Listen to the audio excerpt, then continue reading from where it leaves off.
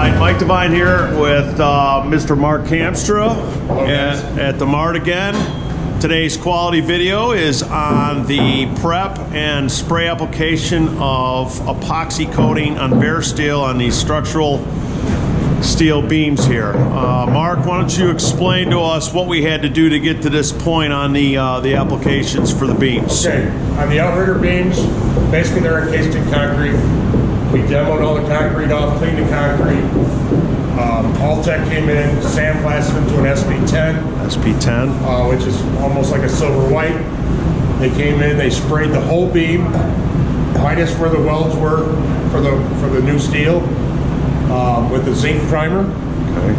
The application after the steel has been put in, because it's virgin steel, new blue steel, was to put the Macopoxy 646 application. So we have two different types of steel, right? Yes, you have old steel that's been sandblasted, and you have virgin steel top and bottom with Nelson studs and in the front.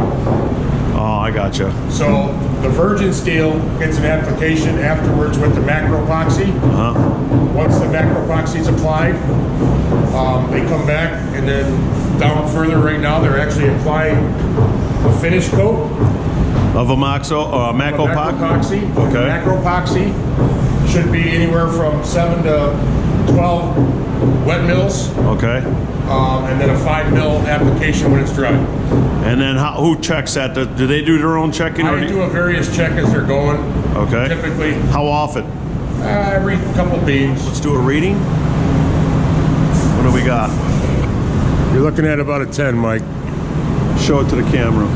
No, turn it sideways where you can see the... You're looking at about a 10, and what happens is our dry mills should be 5. And how was the zinc ridge applied?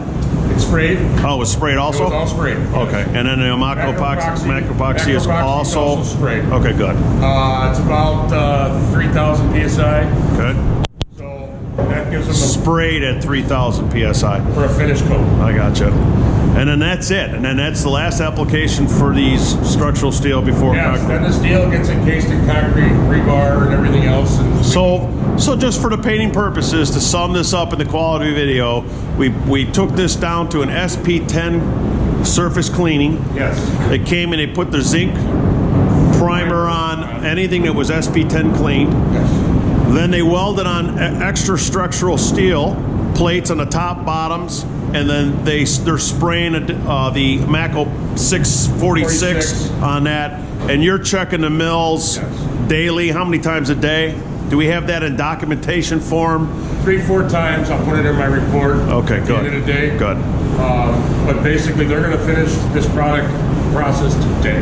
Great. Well, everything looks good here, Mark. It's another good quality video over at the Mart with Mike Devine and Mark Hamstra. That is your quality moment.